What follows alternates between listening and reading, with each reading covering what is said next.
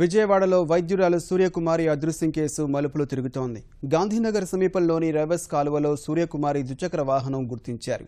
దీన్ని బట్టి ఆమె కాలువలో దూకి ఉంటుందని పోలీసులు అనుమానిస్తున్నారు. ఈ మేరకు మాచవరం పోలీసులు ఎన్డీఆర్ఎఫ్ సహాయంతో గాలింపు చేపట్టారు. దాదాపు 25 మంది సిబ్బంది సహాయంతో 11 కిలోమీటర్ల దూరం వరకు కాలువలో గాలిస్తున్నారు. మరిన్ని వివరాలు మా ప్రతినిధి శ్రీనివాస్ మోహన్ ప్రత్యక్ష ప్రసారం ద్వారా అందిస్తారు.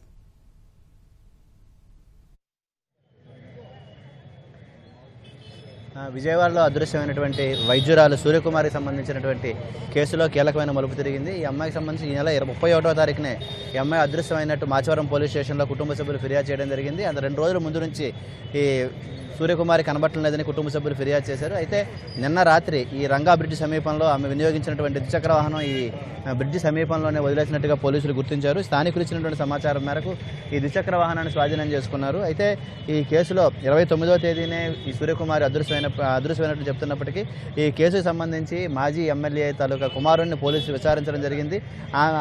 విజయ్ కుమార్ ఈ ఎమ్మెల్యే సంబంధించినటువంటి కుమారుడితో ప్రేమ వ్యవహారం కారణంగానే సూర్యకుమారి అదృశ్యమైనట్లుగా మొదలు భావించారు. 3 రోజుల పాటు పోలీసులు విచారించారు. అయితే ఇప్పుడు మనం ఉన్నటువంటి ఈ రంగా వంతెన సమీపంలో ఉన్నటువంటి ఏలూరు కాలువ వద్దే సూర్యకుమారి వినియోగించినటువంటి ద్విచక్ర వాహనం లభించడం, అలాగే సూర్యకుమారి తాలూకా మొబైల్ ఫోన్ కూడా ముందుగానే ఆమె అదృశ్యం కావడానికి ముందుగానే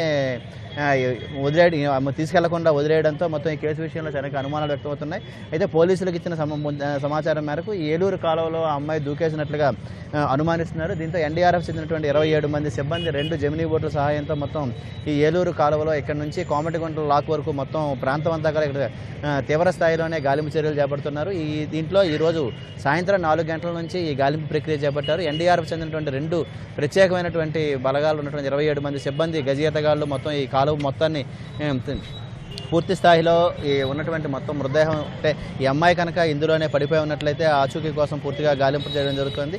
అయితే కేవలం అనుమానం మాత్రమే. సూర్యకుమారి ఈ వంతెనపై నుంచి ఇక్కడే ద్విచక్ర వాహనం వదిలేసిన నేపథ్యంలో ఇక్కడ నుంచి ఎక్కడికైనా బయటికి వెళ్ళిపోయిందా, లేకపోతే ఈ వంతెనపై నుంచి నీటిలోకి దూకేసిందా అనే విషయంలో అనుమానిస్తున్నారు. అయితే సత్యనారాయణపురం పోలీసులు మాత్రం ద్విచక్ర వాహనాన్ని స్వాధీనం చేసుకున్నాము, అమ్మాయి అదృశ్యం కావడానికి ముందే అతని తాలూకా ఎవరైతే ఎమ్మెల్యే కుమారుడి దగ్గర మొబైల్ ఫోన్ కూడా గుర్తించి కుటుంబ సభ్యులకు అందజేసిన మొబైల్ ఫోన్ కూడా స్వాధీనం చేసుకున్నారు.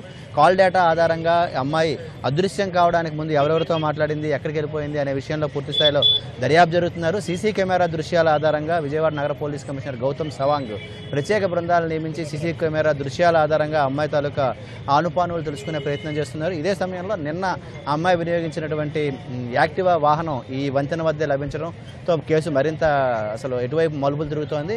ఇప్పుడు ఈ సాయంత్రం నుంచి ఈ వంతెన ఇక్కడ ఉన్నటువంటి ఈ నీటిలోనే మొత్తం 13 కిలోమీటర్ల పొడవున ఉన్నటువంటి మొత్తం విస్తృతంగా గాలింపు చర్యలు చేపడుతున్నారు. రాత్రి బాగా పొద్దుపోయే వరకు ఈ ప్రాంతంలోనే గాలింపు చర్యలు చేపడతాము. ఏమైనా ఆచూకీ లభించినట్లయితే వెంటనే ఆ విషయాన్ని తెలియజేస్తాం. లేని పక్షంలో ఉదయం కూడా మరింత సిబ్బందిని కూడా తీసుకొని వచ్చి గాలింపు చర్యలు చేపడతామని ఎన్డీఆర్ఎఫ్ అధికారులు చెప్తున్నారు. మొత్తంగా సూర్యకుమారి అదృశ్యం సంబంధించినటువంటి వ్యవహారం పూర్తి స్థాయిలో మిస్టరీగానే మారిపోయింది. ఈరోజు నగర పోలీస్ కమిషనర్ గౌతమ్ సవాంగ్ కూడా మీడియాతో మాట్లాడుతూ తమకు లభించినటువంటి ఆధారాలను పరిగణలో తీసుకుని పూర్తిగా ఈ అమ్మాయికి సంబంధించినటువంటి అదృశ్యం వ్యవహారంలో కేసును ఛేదించేందుకు ప్రయత్నం చేస్తున్నామని చెప్తున్నారు.